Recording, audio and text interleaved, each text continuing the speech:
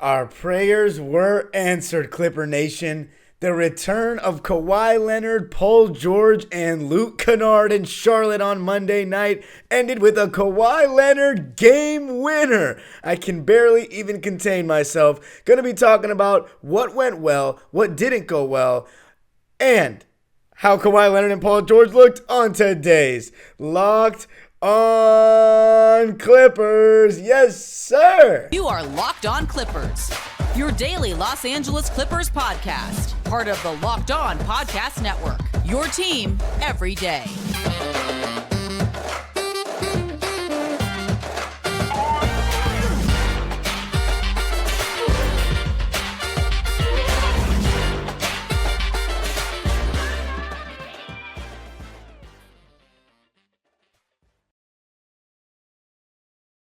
Yes, sir. You are locking in with the Clips. Thank you for making Locked On Clippers the first listen of your day, your team every day.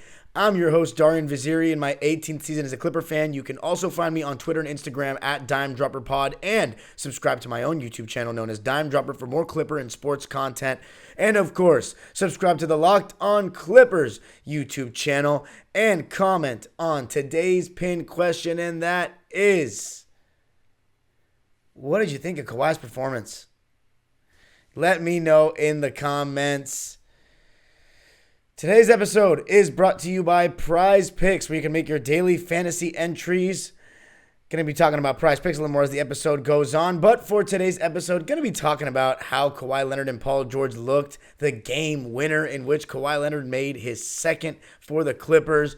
What went well, what didn't go well, why it was such a close game against a LaMelo Ball and Gordon Hayward-less Charlotte Hornets team. Going to be talking about all of it and more. So let's start right away with the game winner. Kawhi Leonard, Paul George, and Luke Kennard cleared to play today. It's almost as if they heard my complaining and frustration, and the frustration of all Clipper fans that were venting their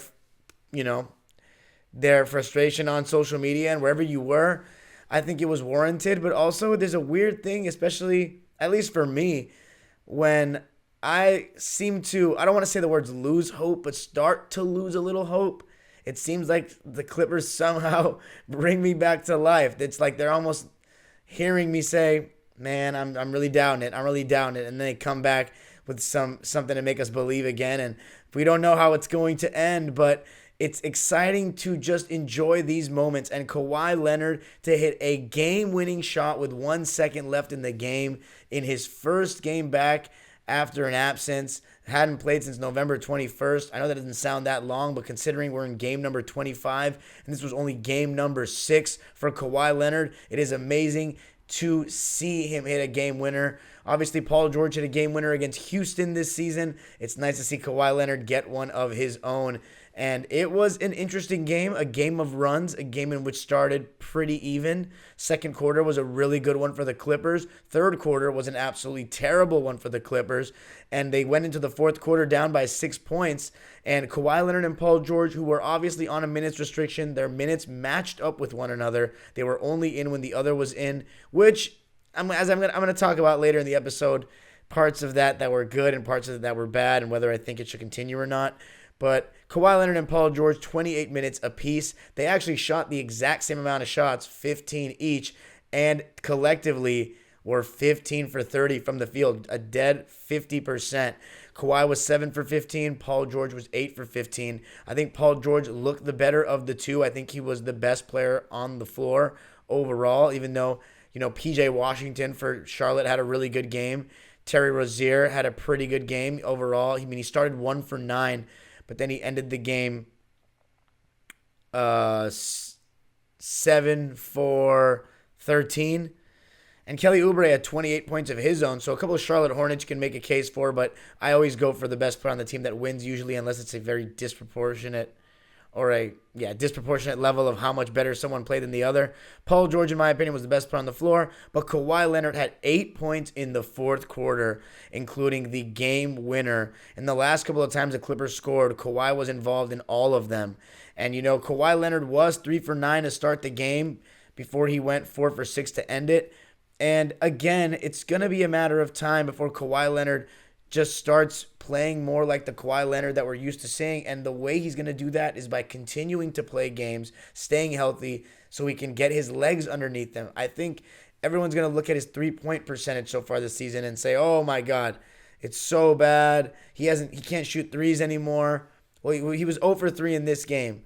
So it's not going to make any of those people any quieter. They're going to keep saying that his three-point percentage is terrible. I mean, it is right now. He's shooting 13% from 3, and that 0 for 3 is going to make it even worse. But it's because he does not have the same legs. He can hit his mid-range is still fine, but he hasn't gotten his legs back from deep yet. And you can see, he shot 3 of them in this game. The first one was, I believe, his first shot of the game. It was short. That's a sign of legs. Second one, I don't remember. I think it was somewhere in the middle of the game. But the third one was late after he hit a nice mid-range fadeaway. And it looked right on line from the TV angle, but it was long. I didn't even hit rim. So, in my opinion, he was pushing. He was trying to use a lot of legs because, again, he just hasn't gotten his rhythm from 3 yet, and it's nothing to panic about. Other than that, besides, getting beat off the ball a couple times, backdoor, like there was one time where Terry Rozier in the second half went baseline on Kawhi. Other than that, his defense was still good. He's still so good at contesting shots. His rebounding is great. He had 6 in this game. And it's just a total difference when he's on the floor. As well for Paul George. I mean, just having 2 guys that are star players that are just instant buckets in terms of just getting them the ball one-on-one and letting them work, it totally changes our entire team, our entire look. And man, I said it was a chore to watch the Clippers lately, but today I was enjoying every second of it because it felt like we were working towards something. That's all you want to see as a fan, whether you're a weaker rebuilding team, just working to get back into the play-in spots, or in our case, trying to find that consistency to make us that championship contender that we thought we were going to be. And Kawhi Leonard and Paul George need to be on the court to fulfill that vision, and it just started to feel right again. Even though it's kind of weird because we're in year 4 of the whole 2-1-3 era, as we're starting to call it now, Kawhi Leonard and Paul George. And it still feels surreal when those guys are on the court together. I saw a stat that they're 62-22 as Clippers together, which is really good, but it's 84 games, 2 more games than a full season, and we're on season number 4. So it just sucks to see that, but hopefully we can be a little optimistic after this one that the Clippers are going to start to find good luck with the injury bug. Kawhi Leonard, though, 8 points in the fourth quarter. I thought that he had one easier bucket to start it, but the beautiful fadeaway where he got to the foul line, more of a fall away, honestly, hit the mid-range, and then late in the game, shout out to Paul George, the unselfishness. And by the way, Paul George was the guy who started out with 7 points in the first quarter, looked really good in the game, just didn't get to the foul line more than one time, which obviously as he gets back to full strength, you're going to hopefully see him do more. But his jumper was falling from the beginning of the game. He hit a couple of threes, 2 for 4 from there, and was 8 for 15 overall efficient, hit his mid-range, and when Zubats was setting him screens, he was walking into those mid-ranges like it was no problem, cash money, step backs, the whole 9 yards. When Paul George is going, he's probably the most aesthetically pleasing star the Clippers have ever had in their history. Going back to McAdoo, World Be Free, Chris Paul, Blake Griffin, even Kawhi, I think aesthetically, and that's just an opinion of mine. You can disagree. Honestly, another good question for you, the subscriber.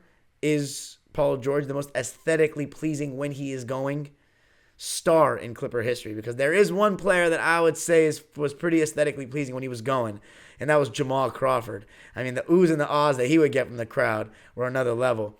But Paul George, he was in his bag tonight, even though he wasn't allowed to show the entire arsenal in terms of minutes played, only played 28 minutes, as I said earlier. He looked good from the jump. Kawhi Leonard, he kind of worked his way into the game, and to see him take over the game like that, 8 points in the fourth, in his first game back, and then hit the game winner, one dribble step back, mid-range, Jordan-esque, Kobe-esque, Kawhi-esque, baby. Oh, man. I screamed so loud that my voice was like hoarse for the next hour. Oh, it was so refreshing, man. And I know some of you may be thinking, look at you, complained and cried all last episode about these guys. Look, man, I don't got a crystal ball. I don't know if they were going to play tonight, but that was just a feeling in the moment. Never did I say that the championship vision was over, although we are still very far off the pace, and I'm going to be talking about what still needs a lot of work and some things that made this a close game. I mean, you're thinking to yourself, LaMelo Ball, no Gordon Hayward or him, and the Clippers only winning by 2 with basically everyone healthy. Why was it so close? Going to be talking about all that coming up. On Tuesday, the Lakers play the Cleveland Cavaliers and the Mavericks play the Denver Nuggets. And I'm going to go with a Nikola Jokic triple-double as well as a Luka Doncic triple-double. Yes, in the same game. And where am I going to make those entries? Going to do it on PrizePicks. It's a daily fantasy app where you make entries versus the projections that they have for you. How does it work? Just pick 2 to 6 players, and if they will score more or less than the PrizePicks projection, you can win up to 25 times your money on any entry, and it's not competing against anyone else. It's just you and the projections available, and PrizePicks offers projections on any sport that you watch. That includes NBA, NFL, MLB, PGA, college football, men's college basketball, women's college basketball, soccer. World Cup is on right now. Go place your entries on that, and they can be made in 60 seconds or less. Safe and fast withdrawals and currently operational in over 30 states and Canada. Download the PrizePicks app or go to prizepicks.com to sign up and play daily fantasy sports. First-time users can receive a 100% instant deposit match up to $100 with the promo code LOCKEDON in all caps. If you deposit $100, PrizePicks will give you $100. If you deposit $50, PrizePicks will give you $50. Don't forget to enter the promo code LOCKEDON at sign up for an instant deposit matchup to $100. Thanks for making Locked On Clippers your first listen today. For your second listen today, check out Locked On Sports Today. From the games that matter the most to the biggest stories in sports, go beyond the scoreboard and behind the scenes with local experts and insights only Locked On can provide. Locked On Sports Today, available on this app, YouTube, wherever you get your podcasts. Yes, sir, Clipper Nation, a W to talk about as the Clippers move on to 14-11 with a 119-117 win over the Charlotte Hornets. In Charlotte, the fourth quarter was 35-27 in favor of the Clippers. Let's talk about the story of this game. So obviously, game starts, you're looking at Kawhi Leonard, Paul George. How do they look? And you know what? Surprisingly, we weren't seeing that much high screen and roll with Zoo and either Paul George or Kawhi to start the game. It was still a little bit of Reggie Jackson, Zoo high screen and roll, get the ball to Kawhi in the post, get the ball to Paul George one-on-one, let them create. And already you can just see the difference in threats that they are compared to, I mean, not anything against them, but Reggie Jackson and Marcus Morris. You know, immediately when somebody is trying to close out hard on Kawhi or Paul George at the three-point line, they can take you off the dribble. Not only do they have the mid-range threat, they have the at-the-basket threat, and they can swing to not only their open role players, but each other. I remember there was a play very early in the game where Kawhi Leonard was closed out on. He drove baseline, attracted 2 defenders, kicked it out to Paul George at the top of the key. PG had a wide open 3. He said, you know what? I'm going to make the extra pass. Marcus Morris Sr. has been in a slump lately.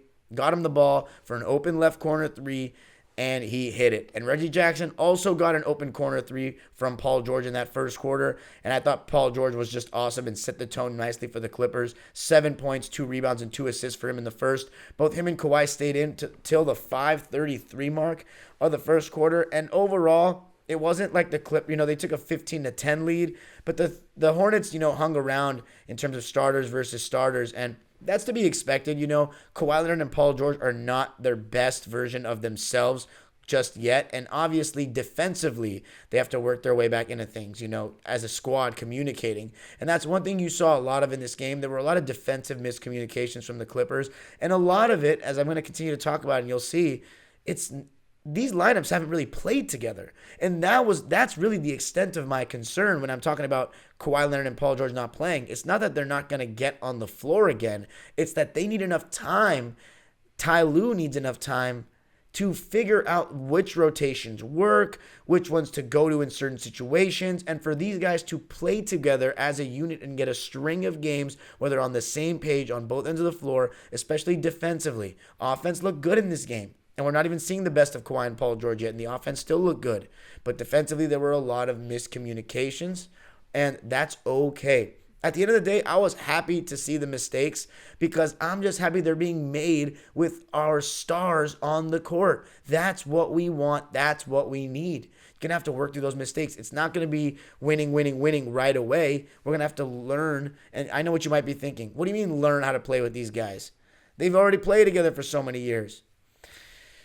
Different combination of players, ladies and gents.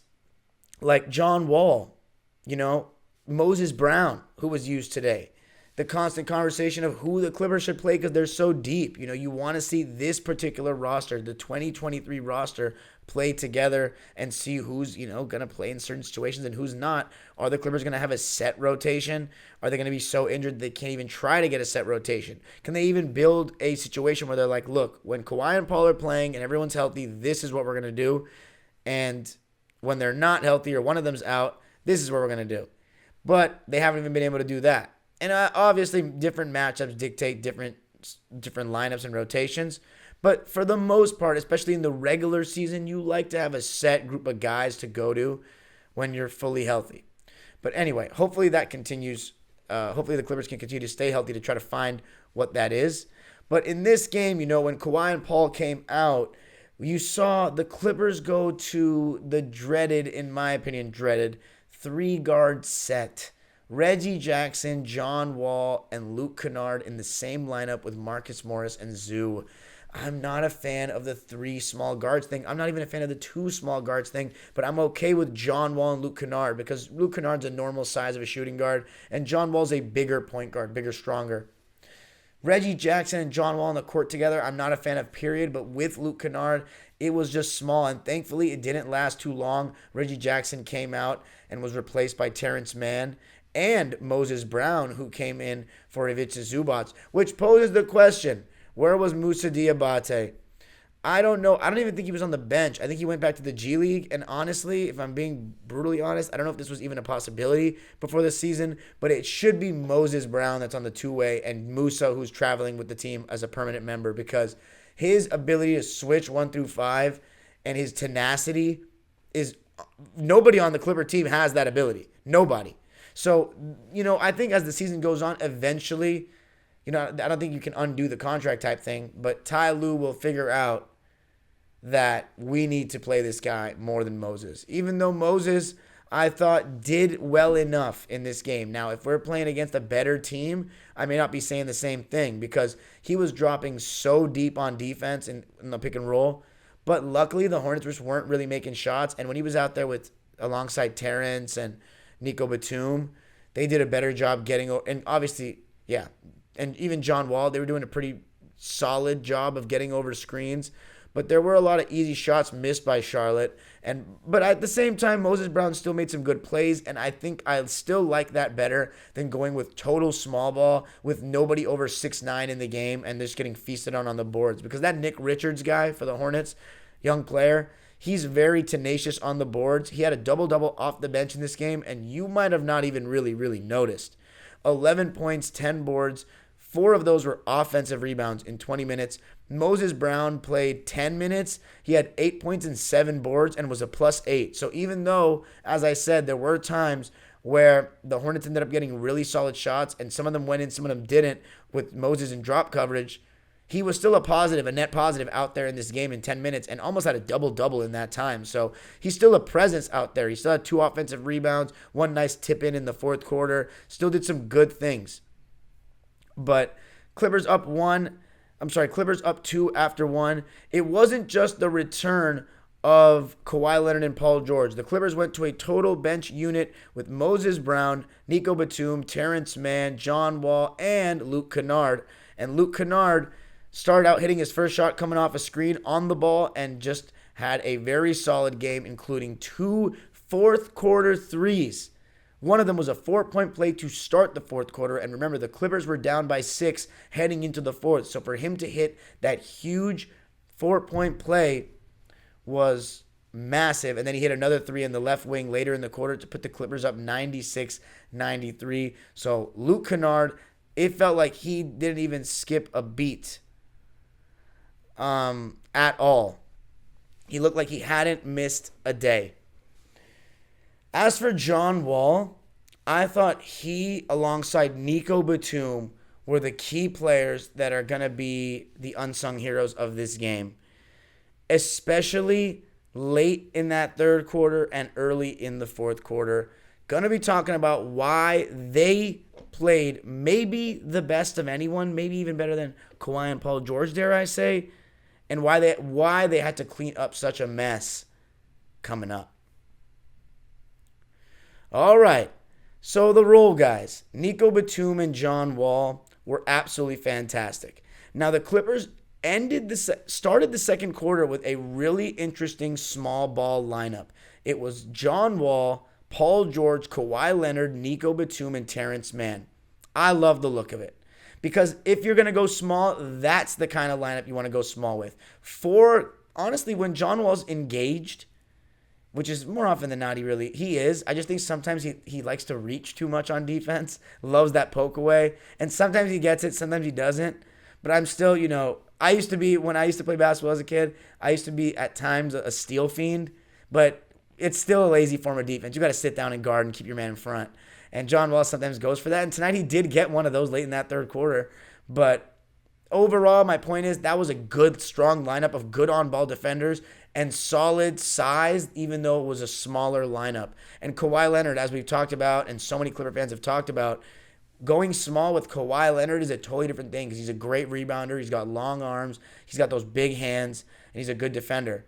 And part of it was the second quarter, I thought there was, besides a couple of small miscommunications, which you can instantly see, like guys like Kawhi and Terrence Mann talking it out after they happened. Overall, you saw what that lineup could do. A lot of switching, basically switching everything, and guys were not making shots like that. You started to see the difference in class between the two teams. Nico Batum hit 2 threes. John Wall was creating good shots for everybody. He hit a long 2 after somebody went underneath the screen. He hit a 3-ball. And then we went back to the small guard set to end the quarter. And it wasn't looking great, but it was a strong close with Reggie hitting a 3 from a John Wall pass and some good shot making from Marcus Morris Sr., including a filthy pullback where he hit the Jets. Again, when I've talked about this season, Marcus Morris a couple times hitting a burst like he's going to the rim and about to go up strong. And he did not have too much of that in previous seasons for the Clippers. And he pulled back beautifully, created a ton of separation, and hit a jumper. That was in the first half. So the Clippers were up by 8, if I'm not mistaken, or 9, I believe.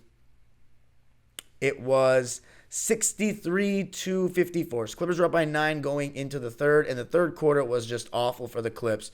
They lost it 36-21. And part of it was just the Charlotte Hornets playing better. Kelly Oubre, I talked about Rozier earlier. He started to get hot, had a tough 4-point play. And the Clippers just went cold by missing good looks. Reggie Jackson missed a chippy from like 6 feet away. Also missed an open 3. Marcus Morris Sr. missed an open 3. Kawhi Leonard missed a couple of shots.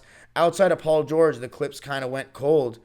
And there were 3 straight defensive plays where the Clips were over-helping a bit on defense and leaving guys open when you really didn't. The one-on-one defenders really didn't need that much help.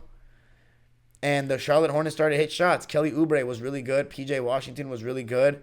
And the starters not only lost the lead, but they went down.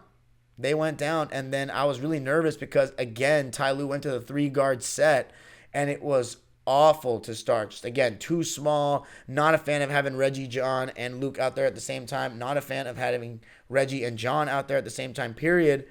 And when the Clippers went down by 9, Ty went to a zone because the Clippers literally just could not guard. And I'm not, when you have Amir Coffey and Robert Covington just sitting on the bench, not even playing a minute, and you're going zone because you can't guard, that's just a bad look in my opinion. And I think that the Clippers, I've said this so many times, and I get it, that Ty Lue's just, he hasn't been used to having Kawhi and Paul George healthy. I still think we need to lean into the wing-heavy approach more than this guard-heavy approach. And when Norman Powell comes back, it's going to complicate things even more. But I'm excited for Norman Powell to come back as well, given the basketball he was playing. Point is, the 3-guard set, not a fan of it at all. But late in the quarter, after the Clippers went zone, they exposed the fact that the Hornets are one of the worst three-point shooting teams in the league. And John Wall, as I mentioned earlier at the top of the segment, really started to impose his will in transition when the Clippers got some stops. And I think that, again, that's part of the reason why the Clippers went down is when they were missing shots, Hornets got a little pep in their step, get in transition a bit, catch the Clippers defense not as set, and it's just a momentum thing. Your defensive effort goes down when you miss shots with certain guys. And later in that third quarter, the momentum started to flip in the Clippers' direction. John Wall, fast all the way. It's funny because John Wall will go to the basket a couple times when he doesn't really need to. He's going like 1-on-4, and he'll lose the ball. But for every time he does do that, there's 2 or 3 times where he'll either score, get fouled, or find a shooter on the trail. And he found Reggie Jackson for a transition 3, and then the next possession got that classic poke away that I was just talking about from behind. Nico Batum found him for an open layup, and then another stop, fast break, John Wall layup on a goaltend to tie the game. The Hornets did respond fairly well to end that quarter with PJ Washington playing well, and they were up by 6 going into the fourth, but I really think that was a huge stretch that John Wall really was able to create good shots for the team and just use that burst, that pace that we've talked about with John Wall from the beginning of the season. And in the fourth quarter, he did more of the same. Before Kawhi and Paul George came in for that last 7 minutes, it was still that lineup of John Wall, Moses Brown, Nico Batum, Luke Kennard, Terrence Mann. And again, when Reggie came out and it's Terrence, Luke, and John Wall, it's much better. And Nico Batum had the highest plus minus of any player in this game, plus 23. He had 13 points and 5 boards, and it passed the eye test today because he was 4 for 6 from 3, and those were all the shots he took. He hit 2 of them in the fourth quarter. Luke Kennard, as I mentioned earlier, hit 2 threes in the fourth quarter. One of them was plus the foul. Terrence Mann hit a left corner 3, and I thought Moses Brown, for the most part, took care of things. Had some decent defensive possessions in drop coverage, got a couple of rebounds, had a nice putback. Clips had 5 threes in the quarter, all from role players. And then Kawhi and Paul George came and finished the job. And eventually, the Clippers did play a little better defense, but it's like the Hornets just aren't as good as the Clippers. So eventually, the class should start to show, the difference in class. And Kawhi, as I said, 8 points in the fourth.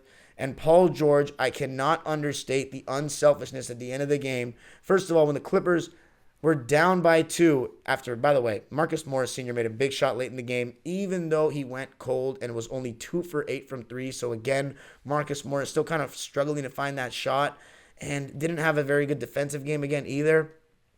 But he did make a big shot when somebody ran him off the line. I forget who ran him off the line, stepped into the mid-range late in that fourth quarter with under 3 minutes to go. And then late, when the Clippers were down by 2 and Kawhi Leonard had just missed a turnaround in the post, I thought that it was just not going to happen. Reggie Jackson, it was Marcus Morris, who was wide open for a right wing 3, missed. Paul George goes up for the offensive rebound, tips it to Kawhi Leonard underneath the basket, who lays it up and ties the game. Amazing hustle play and offensive rebound tip by Paul George. Then the next play after the Clippers get the stop, off of Jaden McDaniels' missed 3. I was yelling at my TV for Paul George to take the final shot. I was like, he's played better today. Kawhi just missed. Well, before the layup, he had missed. Paul George hadn't shot in a bit. He made a game winner against Houston. Take it. But Paul George threw the ball to John Wall. John Wall was like, you want to pee? And he was like, nah, go to Kawhi. Threw it to Kawhi, and the man delivered. And you just got to love the selflessness from Paul George. Goes back to that quote where he said, I'm the number 2. That was Kawhi's the man. I'm going to give it to him. And it was so great to see Kawhi make that. And he, for a guy that's usually very stoic and emotionless, he showed a little bit of pep in his step and happiness. His post-game presser was, pretty joyful for Kawhi standards. And he said, I really miss playing the game. I can't wait to play more minutes. I love playing this game.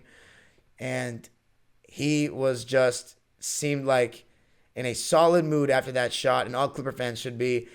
John Wall and Nico Batum, though, were awesome. I talked about Nico Batum's stat line, but John Wall had 12 points, 5 rebounds, and 12 assists. So even though he was 4 for 13, a double-double off the bench in 27 minutes is unbelievable. Plus 14 in his minutes. He sparked that late third quarter run and that early fourth quarter run. But my only concern My only concern, so when I said what did the Clippers do wrong, again, just miscommunications on defense. They had a little cold spell, and sometimes when you go cold on offense, it correlates to the defensive end. That's what happened in that third quarter. But overall, Paul George and Kawhi are going to slowly start getting back into the swing of things. Kawhi Leonard, mainly. Paul George will be fine. He looked fine tonight. He's just going to he looked fine on Monday night, but he's just going to get right back to it. The challenge is for Ty Lue to figure out the rotations. Paul George and Kawhi will probably in the playoffs be staggered, which means one is in, one is out. Not both of them going out at the exact same time and playing the exact same time, while we go total bench with those exact 5 guys. That's not going to happen. It works against a team like Charlotte, but it won't work against better teams. Next game at Orlando, they're not a very good team either. Very young team rebuilding. Clippers should have Kawhi Leonard and Paul George, hopefully. I really hope. And they should get a win there, but you just never know in the NBA. That is on Wednesday. So go Clippers. It was really good to see the guys back. Kawhi Leonard had 16 points and 6 rebounds, 7 for 15 from the field. I already said 0 for 3 from deep. Only went to the line for 2 free throws and made them both. The leading minute getter for the Clippers was Reggie Jackson, and I have a big problem with that. It's just he doesn't do enough defensively to warrant him playing that well when he's shooting less than 50%. He was 5 for 13 in this game, 3 for 7 from deep, so he shot well from 3. There are a couple shots he takes that are just not wide open shots. They're semi-contested, and we don't need semi-contested Reggie Jackson threes or off the dribble threes when Kawhi Leonard and Paul George are on the court and there's 10 plus seconds on the shot clock. We just don't need that, and Ty Lue needs to get over his Reggie conviction. He really does, because it's going to hold the team back, because the Clippers need to buy into their wing-heavy roster and kill teams on the defensive end and just use size and skill with those guys. Kawhi Leonard and Paul George leading that way. Paul George, 19 points, 7 assists, and only 2 turnovers, 8 for 15 for him from the field and 2 for 4 from deep. Terrence Mann, 8 points, 4 boards on 2 for 5 from the field, 1 for 2 from deep. Luke Kennard, 9 points in his return, 3 for 5 from the field and 2 for 3 from deep. All the bench players were in the positive, in the plus minus. All the starters in the negative, but that does not mean that all the starters played poorly. Ivica Zubac had a nice back and forth with Mason Plumlee. He only finished with 9 points and 8 boards in 29 minutes. Mason Plumlee had 8 points and 12 boards in 28 minutes. All of the Charlotte Hornets starters played over 28 minutes. Kelly Oubre played 40. Terry Rozier played 38. PJ Washington and Jaden McDaniels played 34 each. Nobody on the Clippers played over 32 minutes except for Reggie. So it just tells you the difference. Their best players are playing. The best players on the night are playing a lot, and ours aren't. But thankfully, the Clippers are so deep, they still got the win. They win at 119-117 and move on to 14-11 on the season. A big stat for the Clippers as well. Only 12 turnovers. They averaged 16, so below the average is nice. And then they shot 48% from the field and 42% from 3. So the Clippers shooting well from 3, great sign. Huge win, and it's something to finally smile about, Clipper Nation. I'm looking forward to the next game. Let's get a little streak going. Let's get 2 in a row against Orlando. You already know where you can find me on Twitter and Instagram at DimeDropperPod. Make sure you comment on today's pinned question. What did you like about Kawhi's return? Give me everything. Give me your whole analysis and more if you want. And, of course, the age-old proverb, go Clippers.